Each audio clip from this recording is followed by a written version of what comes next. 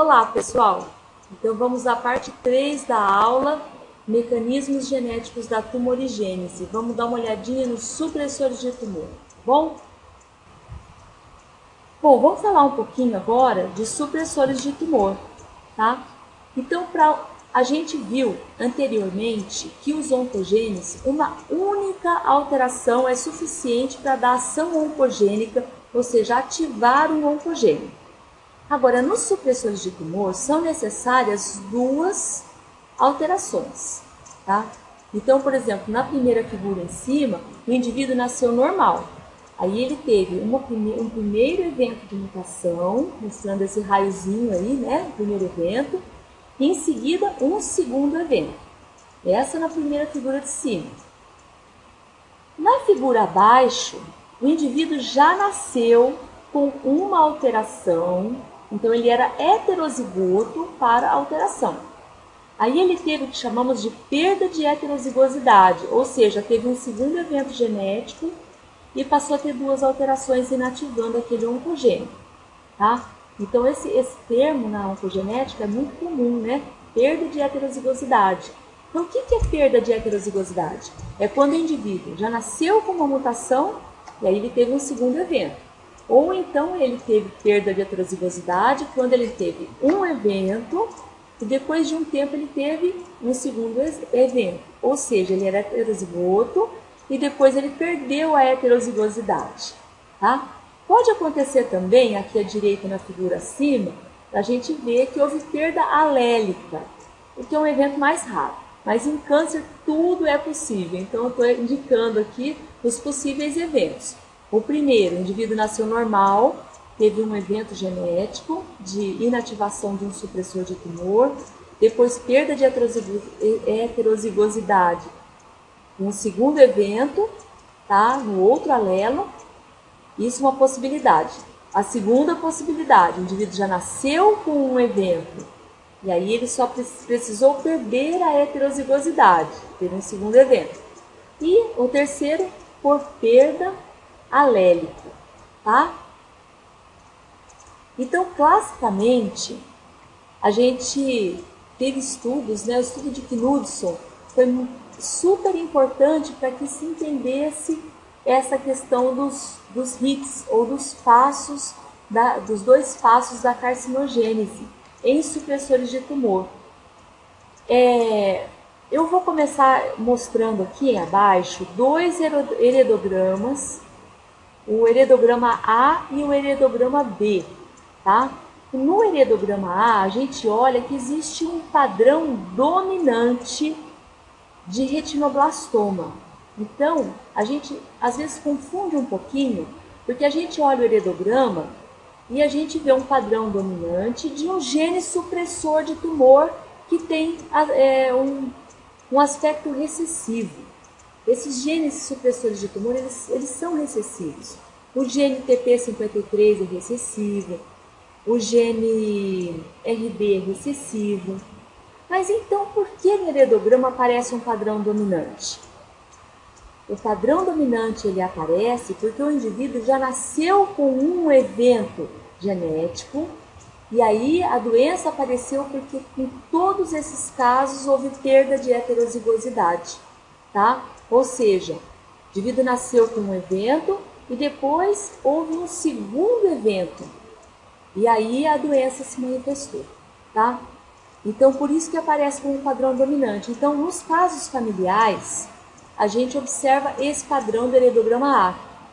Enquanto que nos casos esporádicos, aparece essa imagem aqui, né? Esse heredograma B. Ou seja, nenhum caso na família e de repente aparece um caso. Outra diferença é que no heredograma A é comum os tumores serem multifocais ou bilaterais, em idade mais precoce, o que é uma característica de doença familiar, tá? E no B, tem só uma afetada ali, provavelmente com idade mais avançada, tá bom? Então, o RB é um gene supressor de tumor, tá? O normal é ter os dois alelos funcionando, E em casos esporádicos desse tumor, eu tenho que ter um primeiro evento genético e em seguida um segundo evento genético de inativação do supressor de tumor RB. Em casos familiares, o indivíduo já é heterozigoto, nasce heterozigoto, o indivíduo que herdou, né? Então é LRB+, RB-. Aí acontece perda de heterozigosidade. Então a gente vê, é comum em crianças e até em bebês esse câncer de retina. Aqui mostrando as figurinhas, né? Essa figura do meio mostrando o flash que bateu e tem um olhinho brilhando vermelho e um olhinho brilhando em branco. O olhinho brilhando em branco reflete o tumor e o vermelho reflete a retina. Tá? Aqui, gente, é tão interessante porque existem...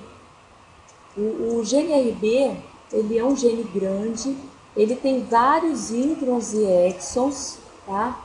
Ele está aqui no cromossomo 13, tá? E aqui a gente vê várias situações, né?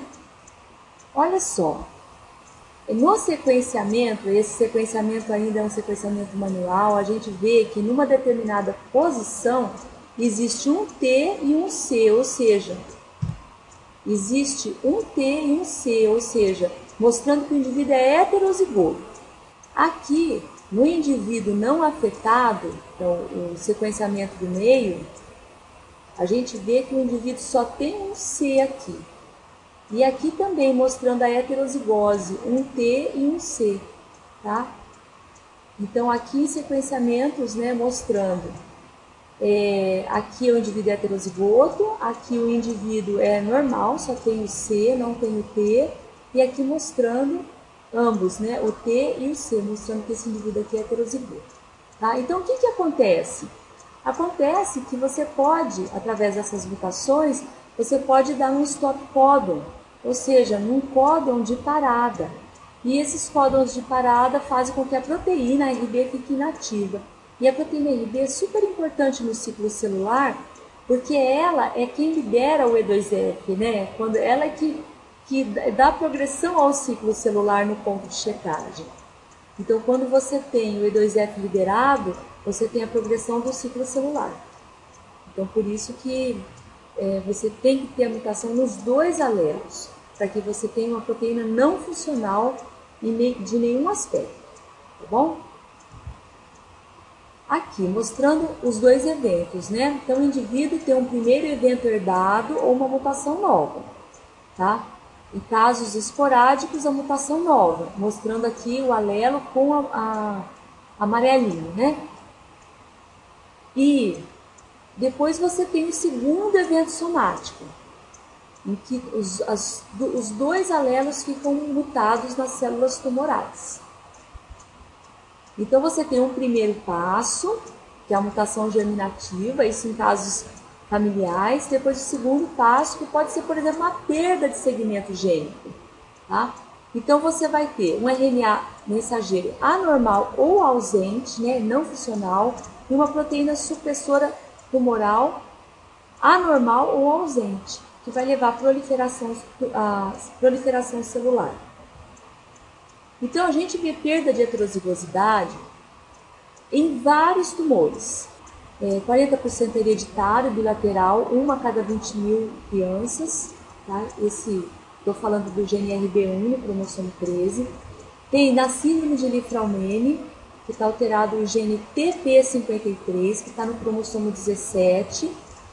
A síndrome de Li-Fraumeni é uma síndrome de tumores raros e múltiplos. Às vezes você vê tumores diferentes no mesmo indivíduo e vários tumores diferentes na família. Geralmente um sarcoma, uma leucemia, né? Tumores diferentes. Tem também perda de heterozigosidade na neurofibromatose tipo 1, também está no cromossomo 17, é o gene NF1. Em câncer de mama também pode haver perda de heterozigosidade, quando o indivíduo nasce com mutação no BRCA1 ou BRCA2, aí tem o segundo evento genético. E em câncer de cólon também é visto com o gene APC, que dá a FAP, e o câncer hereditário não poliposo, que é o HNPCC.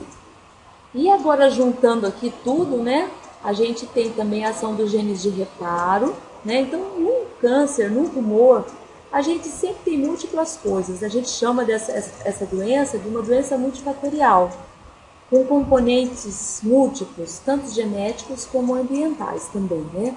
Então tem, por exemplo, um gene de reparo que não funciona bem, um oncogene ativado que dá crescimento e proliferação celular e genes de supressão tumoral que não funcionam. Aí você vai ter essa doença multifatorial. Por isso que a gente fala que o câncer é uma doença genética da célula, tá? E aqui mostrando uma via de sinalização, eu peguei aqui, né, a via do MYC para mostrar para vocês como o tumor ele é múltiplo. Então aqui mostrando a ativação da via da RAS, tá? Então pode ser RET ativando RAS aqui no caso, né? Um mitógeno extracelular, por exemplo, um ativador qualquer, na membrana da célula encontra o receptor de membrana que ativa a via RAS, tá? Que vai culminar na ativação de várias proteínas reguladoras que fazem, por exemplo, a transcrição e a tradução para a proteína MYC. A proteína MYC vai agir em diversos pontos, por exemplo, em ciclina D, em ubiquitina ligase e no GNE2F. Tá? Ela vai ser fator de transcrição nuclear para vários genes. Então, com isso, ela vai ativar a entrada, né, na fase S, pela ativação da CDK, G1-CDK, que vai fazer fosforilação do RB, ou então pela degradação da P27, que também vai fazer entrar na fase S, né, pela ativação também de G1S-CDKs, e diretamente como fator de transcrição do próprio E2F, aumentando a quantidade de E2F, que é um fator de transcrição, né, para a entrada da fase S, porque ativa vários genes para a entrada nessa fase S do ciclo celular. Tá? Então a gente sempre quer uma solução milagrosa para o câncer, mas é que são tantas vias e as vias são tão múltiplas e vias alternativas. Às vezes você inibe, por exemplo, a via do RAS, mas vai ter uma outra via que vai ativar e vai culminar no MYC também. Então é muito complicado isso, tá? E genes de reparo do DNA, né? Eu peguei aqui um artigo ainda impresso, né? 2015, um artigo bem bonito, falando sobre genes de reparo e câncer hereditário, né? E é bem bonito esse artigo, vale a pena vocês pegarem também. Ele explica várias coisas aqui, né? Porque quando a gente fala de gene de reparo do DNA, a gente tem que entender que quando eles não funcionam bem, elevam as taxas de mutação. E isso faz com que as células sejam populações-alvo para mutações. E aí aumenta sempre o risco de câncer. Classicamente, a gente tem aqui, né, em HNPCC, né, câncer de intestino aqui, essas vias de reparo do DNA. Então eu tentei fazer um desenho aqui, foi bem difícil, né, de duas fitas do DNA, uma em azul, a outra em roxo, que tem um dente em determinado ponto, ou seja, um não pareamento, alguma coisa que não está normal ali, né, que foi uma mutação. Qual é o papel dos genes de reparo do DNA? O papel desses genes de reparo é se juntarem ali, formarem um bolo, né, de proteínas de reparo e reparar essa região. Mas quando você tem um defeito em qualquer uma dessas 4 proteínas de reparo, MLH1, MSH2, MSH6 ou PNS2, a gente pode ter síndromes hereditárias de tumor. Por exemplo, a síndrome de Lynch, né? Que é conhecida também por HNPCC, e outra síndrome aqui menos conhecida, que é uma deficiência constitucional de reparo da infância, tá? E então a gente vê que quando você nasce com defeito em apenas um gene de reparo, por exemplo, você está com um defeito no PMS2, a maquinaria toda vai funcionar de maneira errada.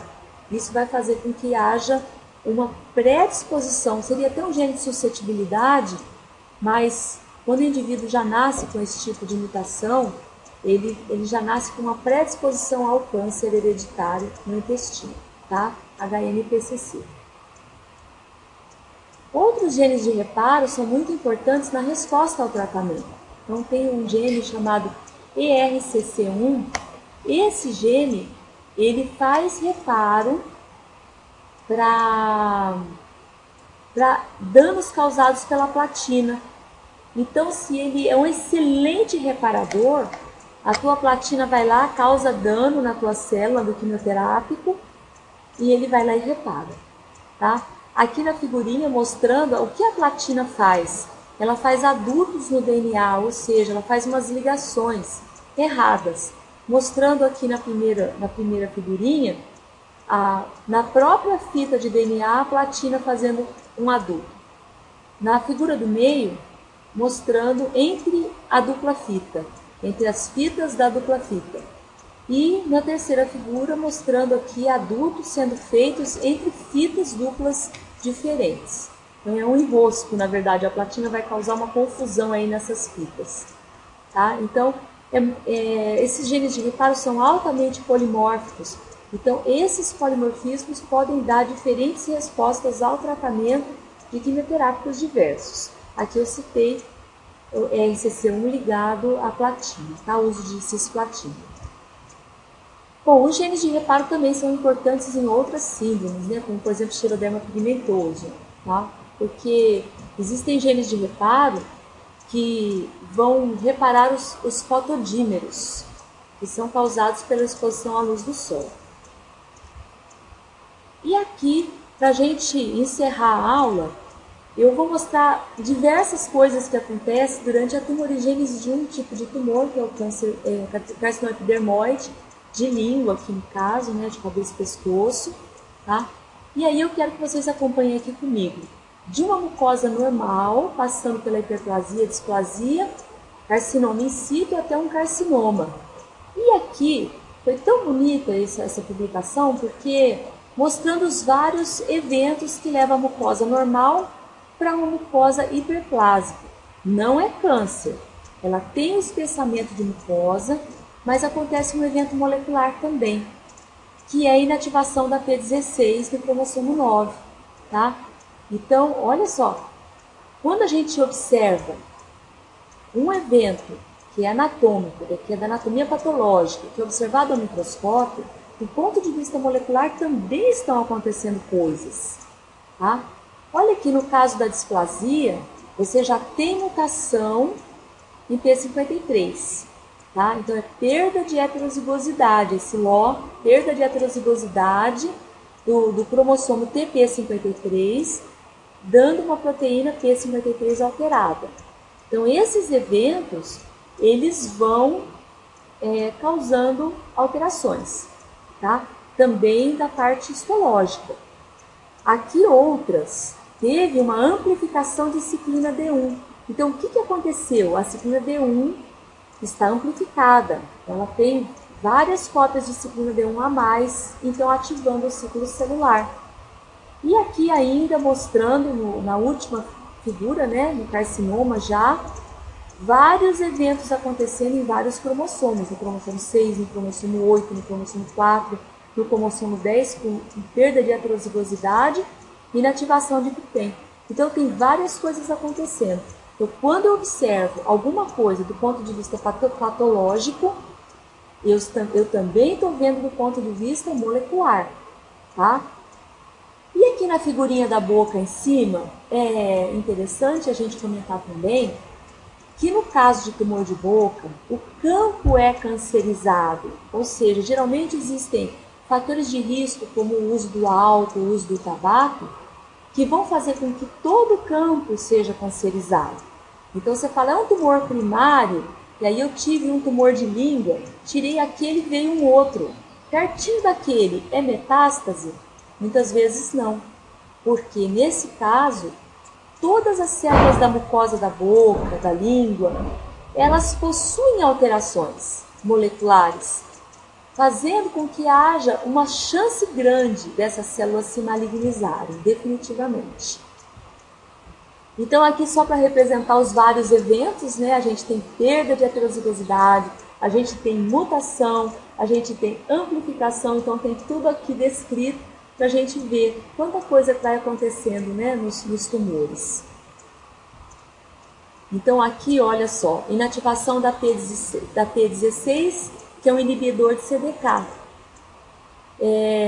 Mutações em P53, na verdade TP53, que vai dar a proteína P53, que é um evento de célula, né, de pré-invasiva para invasiva. A metade dos tumores de cabeça e pescoço tem mutações no gene TP53. E vários outros tumores também, tá? Não só de cabeça e pescoço. Aqui mostrando, né, qual a função de cada uma dessas mutações, ó, P16, P53, que tem RB, ciclina B1, mostrando aqui, né, de supressores de tumor e oncogenes, tá?